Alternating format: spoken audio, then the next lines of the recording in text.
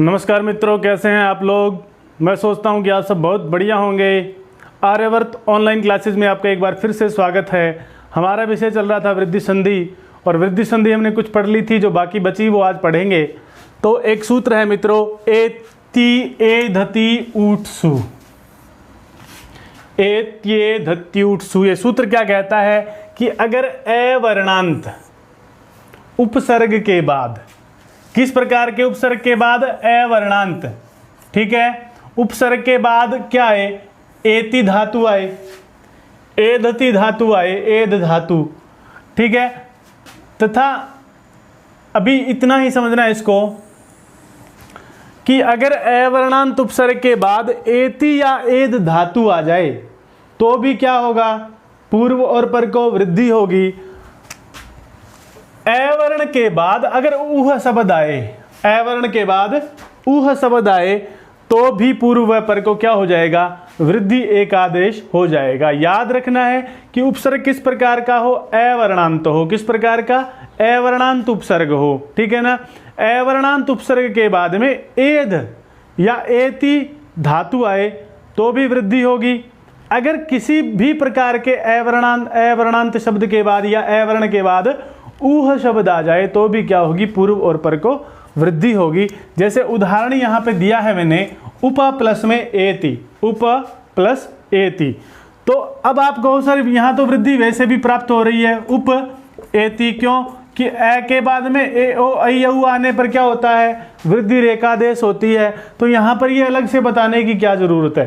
तो दोस्तों अलग से बताने की जरूरत इसलिए है क्योंकि जब हम आगे पूर्व रूप संधि पढ़ेंगे, पररूप संधि पढ़ेंगे, तब इस प्रकार के एक दो अपवाद हमें देखने को मिलेंगे जहां अवर्णांत उपसर्ग होगा लेकिन बाद में पूर्व रूप होगा, वृद्धि नहीं होगी, ठीक है ना। पररूप होगा, वृद्धि नहीं होगी, ठीक है। तो इसलिए हमें ये सूत्र जो है याद रखने पड़ेंगे, ये व्याख्याएं याद रखनी पड़ेंगी, ठीक है। तो क्या कहता है ये? अगर अवर्णांत उपसर्ग के बाद में क्या आए? एति और एद धातु आए, ठीक है, तो क्या होगा? पूर्व व पर को वृद्धि होगी। बेटा यहाँ पे मित्रों देखो, यहाँ पे दो प्रकार की शर्तें बताई गई हैं, ठीक है ना। एक तो बताया इसने अवर्णांत उपसर्ग के बाद एति या एद धातु। अवर्णांत उपसर्ग के बाद क्या है मित्रों? एति या एद धातु आए तो भी पूर्व व पर को वृद्धि होगी। अगर अवर्ण के बाद ऊह शब्द आए, अवर्ण के बाद क्या है मित्रों? ऊह शब्द आए तो भी पूर्व व पर को क्या होगा? वृद्धि होगी। हमें याद रखना है। तो देखिए उपसर्ग किस प्रकार का है? उप जो उपसर्ग है अवर्णांत है। किस प्रकार? अलग अलग करने पर उप अ, ठीक है। उसके बाद में धातु कौन सी है? एति। ये कहता है कि अवर्णांत उपसर्ग के बाद में क्या है? एति या एद में से कोई धातु आए तो क्या होगा? पूर्व पर को। तो यहाँ पे एति धातु है, ठीक है। अवर्णांत किस प्रकार का उपसर्ग है? तो इन दोनों को अ और ए को क्या बनेगा? वृद्धि होगी, ठीक है ना। वृद्धि होके ए को क्या हो जाता है? ऐ हो जाता है। क्या हो जाता है मित्रों? ऐ हो जाता है ना। तो इस प्रकार अलग अलग करने पर क्या मिलेगा अपने को? देखिए उप अ और ए मिलके क्या बने? ऐ बने। तो यहां पर हमने क्या लिखा? ऐ और ती, ठीक है। वर्ण सम्मेलन करने पर उपैति। वर्ण सम्मेलन करने पर क्या प्राप्त हुआ? उपैति। सिद्धम अस्ति अस्तु। उसके बाद में देखो उपेदते। उपेदते जब पढ़ते हैं तो अलग अलग करने पर उ प अ ए धते, ठीक है। किस प्रकार का उपसर्ग है? अवर्णांत उपसर्ग है। धातु कौन कौन सी दो बताई थी अपने को? कौन कौन सी बताई थी? एति और एद धातु में से कोई आए तो पूर्व पर को वृद्धि होगी। तो यहाँ पे धातु कौन सी है? एद है, ठीक है ना। तो एद का ए और उप का ए, इन दोनों में क्या होगी मित्रों? वृद्धि होगी। और वृद्धि होने पर अपने को क्या प्राप्त होगा? इन दोनों को क्या मिलाकर के क्या बनेगा? देखो उ प, इन दोनों को मिलाकर बना आई, ठीक है। और वर्ण सम्मेलन करने पर उ पई ती। कोई समस्या तो नहीं है ना? समझ में आ रहा है, ठीक है। उसके बाद में इसने क्या कहा? पृष्ठ ऊह, कि अवर्ण के बाद में अगर ऊह उपसर्ग आए, अवर्ण के बाद में अगर ऊह शब्द आए तो भी क्या होगा? तो भी वृद्धि होगी। किसका अपवाद? किसका है ये? देखो गुण का अपवाद है। क्यों? कि ए वर्ग के बाद में अगर ऊ आता है तो क्या होता है, गुण होता है, लेकिन कहता है ऊह शब्द अगर आ गया तो आपको क्या करना है मित्रों, आपको वृद्धि ही करना है। ठीक है ना। तो देखिए एक बार, पृष्ठ ए अलग कर दिया, ऊह, ए और ऊ इन दोनों की जगह क्या हो जाएगा, औ हो जाएगा, वृद्धि होकर के क्या हो जाएगा, औ हो जाएगा। ठीक है ना। क्या हो जाएगा मित्रों, औ हो जाएगा। जब औ हो गया तो किस प्रकार की स्थिति प्राप्त हुई हमें, पृष्ठ औ है, और इन मिलाकर के लिखने पर क्या बना, पृष्ठ ठऊ है, पृष्ठ है, सिद्ध है, कोई समस्या नहीं है। इसी प्रकार क्या है, भार प्लस में ऊ है, सिंपल है, भा र ए प्लस ऊ है। ठीक है। ए और ऊ मिलकर के क्या होता है, एक बार याद रखना आप, जब ई में वृद्धि होगी ना, जब बाद में क्या होगा, ई वर्ण होगा, तो ई की वृद्धि क्या होगी मित्रों, आई, क्या होगी, आई वृद्धि होगी। ठीक है ना। अगर ऊ में वृद्धि हुई है, ऊ के आने पर वृद्धि हुई है, तो ऊ की वृद्धि क्या होगी, औ। ये बात आप याद रखिए कि ई को अगर हमें वृद्धि करेंगे तब तो होगा आई, ऊ को वृद्धि करेंगे तब क्या होगा, औ। ठीक है ना। तो ए और ऊ इन दोनों को जगह क्या हो जाएगा, वृद्धि, और वृद्धि होकर के क्या बनता है, औ। क्या बनता है, औ। तो हमें प्राप्त क्या हो रहा है, भार औ हा। ठीक है ना। और मिला के लिखने पर क्या बना, भार औ है। स्पष्ट हो गया इसको, इसका एक स्क्रीनशॉट ले लीजिए और लिख लीजिए, नोट कर लीजिए। ठीक है ना। तो ये हमारा सूत्र था, एत्य दत्युत्सु। ये क्या कहता है कि अगर अवर्णांत उपसर्ग के बाद में एति या ए दति में से कोई भी धातु आए तो भी पूर्व और पर को वृद्धि होगी, अगर अवर्ण के बाद में ऊह शब्द आए तो भी क्या होगी, पूर्व और पर को वृद्धि होगी। इसके उदाहरण हमने ये कर लिए हैं। ठीक है ना। आगे है अक्षाद उहिन्याम उपसंख्यानम। क्या है, अक्षाद उहिन्याम उपसंख्यानम। और ये क्या कहता है, ये कहता है कि अक्ष शब्द के बाद पर्टिकुलर अक्ष शब्द आए, ठीक है ना, और अक्ष शब्द के बाद में कौन सा शब्द आ जाए, उहिनी शब्द आ जाए। अगर अक्ष के बाद में उहिनी आएगा तो भी पूर्व और पर को क्या होगा, वृद्धि होगी। क्या होगा, पूर्व और पर को वृद्धि होगी। तो देखो यहाँ पे क्या लिखा मैंने, अक्ष लिखा, यहाँ पर क्या शब्द है, उहिनी। अक्षादुहिन्याम उपसंख्यानम क्या कहता है, ये कहता है कि अक्ष के बाद में अगर उहिनी आए तो गुण न करके वहां क्या करना है, वृद्धि ही करनी है। क्यों, क्योंकि यहाँ तो गुण की प्राप्ति हो रही है ना। कैसे कि अलग अलग करके लिखने पर क्या होता है, अ उहिनी, ए और ऊ मिलके क्या होंगे, ओ गुण ही तो होंगे ना। लेकिन ये क्या कहता है, अक्षादुहिन्याम उपसंख्यानम आकर ये क्या कर देता है, ये मना कर देता है। ये कहता है कि आपको गुण नहीं करना है, आपको क्या करनी है मित्रों, आपको वृद्धि ही करनी है। तो ऊ की ए और ऊ मिलने पर वृद्धि क्या होती है, औ। क्या होती है मित्रों, औ। अक्ष उहिनी, ठीक है। अक्ष उहिनी को अलग अलग करके लिखने पर हमने क्या लिखा, अक्ष। देखो वैसे तो अक्ष बनता कैसे, क और श को मिला करके बनता है मित्रों, ठीक है ना।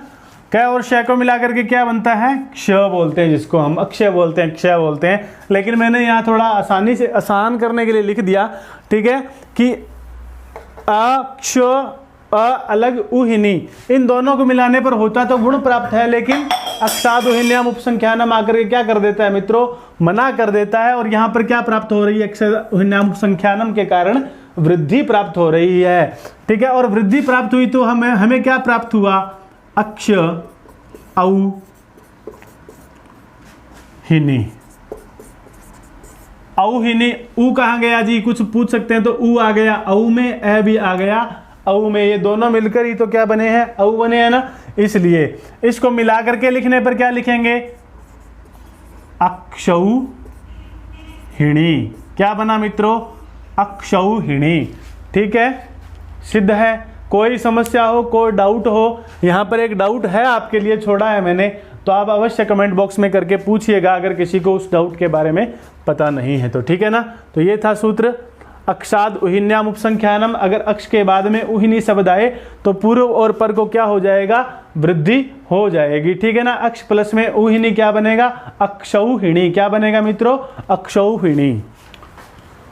अगला सूत्र है मित्रों स्वादी रेरिणो। क्या है सूत्र, स्वादी रेरिणो। स्वादी रेरिणो क्या कहता है, अलग अलग करने पर स्व, आदि, ईर, ईरिन। ठीक है ना। ये कहता है कि स्वादी रेरिणो कहता है स्व के बाद अगर क्या है, ईर शब्द आए। क्या है, स्व के बाद में ईर, ईर शब्द आए तथा ईरिन आए।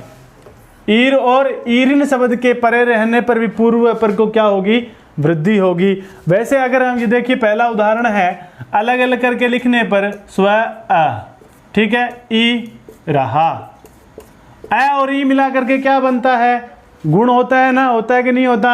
ए और ई मिलने पर ए बनता है। ये गुण संधि का अपवाद है। ये कहता है कि स्व के बाद में अगर ईर या ईरिन में से कुछ आए तो क्या करना है, गुण न करके क्या करना है, वृद्धि करनी है। तो वृद्धि करते हैं, स्व है, इसके बाद में ईर है। ठीक है ना। तो ए और ई मिलके क्या बनते हैं, ई को क्या, ई की वृद्धि क्या होती है, आई होती है। ठीक है ना। ए और ई मिलके बने आई। क्या बने मित्रों, आई बने। तो हमें क्या प्राप्त हुआ, स्व आई रहा। और मिलाकर के लिखने पर क्या बनेगा, स्वई रहा। कोई समस्या है क्या, नहीं है, नहीं है ना, मिटा दूं। देखिए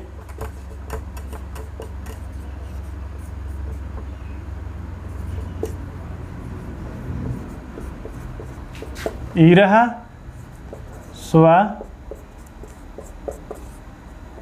आई रहा, और मिला के लिखने पर स्वई रहा। इसी प्रकार ईरिनी। ठीक है। अलग अलग करेंगे तो स्व ए ईरिणी। ईरिन शब्द से ईरिणी बनता है। ठीक है ना। तो ईरिणी हो गया। ए और ई मिलके क्या बने, आई तो बनेंगे ना। तो क्या प्राप्त हुआ हमें, स्व आई ऋणी। और मिला के लिखने पर स्वई ऋणी। मिला करके लिखने पर क्या बनता है, स्वई ऋणी। कोई समस्या नहीं है। ठीक है। आगे स्व प्लस में ईरी, ईर शब्द से ईरी। ठीक है ना। तो वही बात, स्व अ ईरी। ठीक है। और ए और ई मिलके क्या बनेंगे, वृद्धि होगी तो आई।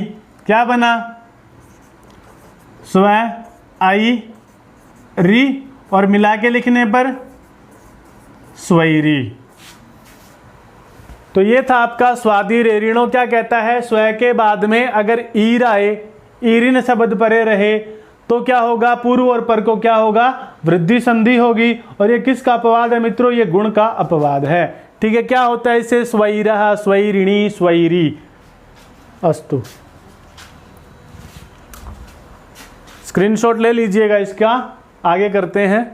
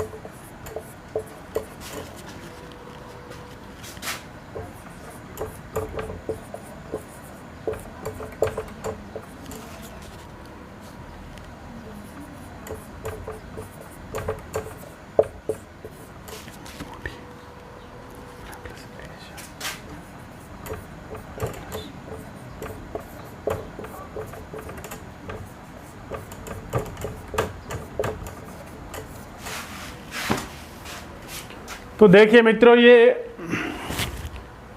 मित्रों एक सूत्र है प्रादुहोढोढ्ये शैष्येषु। क्या है? प्रादुहोढोढ्ये शैष्येषु। सूत्र क्या कहता है कि अगर प्र उपसर्ग के बाद में कौन कौन से शब्द आए, ऊह, ऊढ़, ऊढ़ी, एस या ऐसे शब्द परे रहें तो भी पूर्व और पर को क्या होगा? वृद्धि होगी। पर्टिकुलर एक उपसर्ग बताया इसने, कौन सा? प्र के बाद में शब्द कौन से बताए इसने? ऊह, ऊढ़, ऊढ़ी, एस या ऐसे में से कुछ आए तो भी पूर्व और पर को क्या होगी मित्रों? वृद्धि होगी। तो देखिए सबसे पहले प्र प्लस में ऊह, ठीक है ना, अलग अलग करने पर क्या है? प र अ ऊह, ठीक है। अ और ऊ मिलके क्या बनते हैं? गुण होता है ना, होता है कि नहीं होता?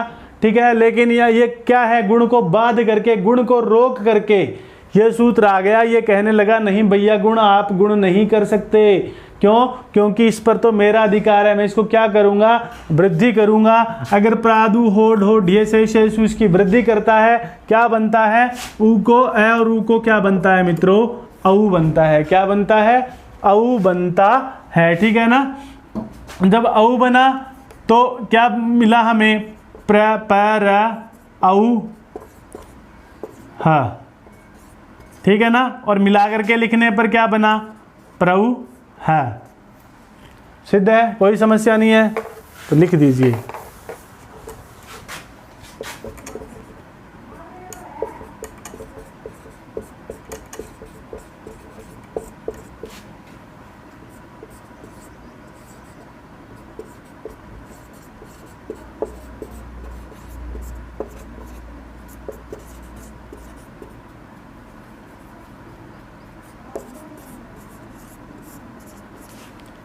इससे आगे प्र प्लस ऊढ़हा, वही स्थिति बनेगी। प र अ प्लस ऊढ़हा, ठीक है। अलग अलग करेंगे तो क्या प्राप्त होगा हमें? प र अ और ऊ मिलके क्या होंगे? गुण प्राप्त होता है, निषेध हो गया, वृद्धि आएगी। अ और ऊ मिलके क्या बने? औ बने, बने कि नहीं बने? और ढ और वर्ण सम्मेलन करने पर क्या बनेगा? प्रौढ़हा। क्या बनेगा मित्रों? प्रौढ़हा। उसी प्रकार प्रौढ़ी, प्रौढ़ी प र अ प्लस ऊढ़ी, ठीक है। प र अ और ऊ मिलके वृद्धि हो गई प्रादुहोढोढ्ये शैष्येषु सूत्र से। तो यहाँ पर क्या प्राप्त हुआ हमें? औ और ढी। वर्ण सम्मेलन करने पर प्रौढ़ी। कोई समस्या नहीं है ना, ठीक है। उसी प्रकार प्र प्लस एष्य अलग अलग करेंगे। प र अ प्लस एषः, ठीक है। अ और ए मिलके वृद्धि होगा तो क्या बनेगा? प र ऐ शः और क्या बन गया? प्रैषः। क्लियर है? ये देखो प्रेस से क्या कहता है? वही बात, प्रादुहोढोढ्ये शैष्येषु आकर के सूत्र कहता है कि प्र उपसर्ग के बाद में ऊह, ऊढ़, ऊढ़ी, एस और ऐसे हो तो क्या होगा? पूर्व और पर को क्या होगी मित्रों? वृद्धि होगी। तो देखते हैं एक बार। प्र अ एष्य, ठीक है। अ और ए मिलके वृद्धि हो जाएगी तो क्या प्राप्त होगा? प र ऐ ष्य और वर्ण सम्मेलन करने पर प्रैष्यः। एक बार और देख लेते हैं। प्रादुहोढोढ्ये शैष्येषु सूत्र क्या कहता है? प्र उपसर्ग के बाद में ऊह, ऊढ़, ऊढ़ी, एस या ऐसे में से कुछ भी आ जाए तो वहां पर अगर गुण प्राप्त हो रहा है तो गुण नए होकर के क्या होगा मित्रों? वृद्धि होगी। क्या होगी? वृद्धि होगी। क्या बना? प्र प्लस ऊह प्रौह, प्र प्लस ऊढ़ प्रौढ़ः, प्र प्लस ऊढ़ी प्रौढ़ी और प्र प्लस एषः प्रेष्यः, प्र प्लस ऐष्यः एष्यः प्रैष्यः। ठीक है मित्रों, ये थी हमारी वृद्धि संधि। मुझे लगता है आपको समझ में आ गई होगी। नहीं भी आई है तो आप कमेंट बॉक्स में ज़रूर लिखिए। जो समझ में नहीं आ रहा है अपना अवश्य लिखिए। ठीक है मित्रों। स्क्रीनशॉट ले लीजिए, इसको अपनी बुक्स में लिखने के लिए नोट्स बना लीजिए इनके। मिटा देता हूँ अभी। तो मित्रों, ये है आपके लिए कुछ अभ्यास कार्य। प्रत्येक शब्द को की संधि करनी है, विच्छेद मैंने लिखे हैं, और प्रत्येक शब्द की संधि करते हुए जिस सूत्र से उसकी संधि हो रही है वो भी आपको लिखना है, मेंशन करना है इसके अंदर। ठीक है, इससे क्या होगा, इससे आपको पूरे के पूरे सूत्र भी याद हो जाएंगे और प्रत्येक वर्ण प्रत्येक शब्द से संपूर्ण इस वृद्धि संधि से आपकी पहचान हो जाएगी। तो मित्रों, मैं समझता हूँ आपको यह वृद्धि संधि समझ में आ गई होगी। नहीं आई है तो आप कमेंट बॉक्स में कमेंट करके लिए लिखिए।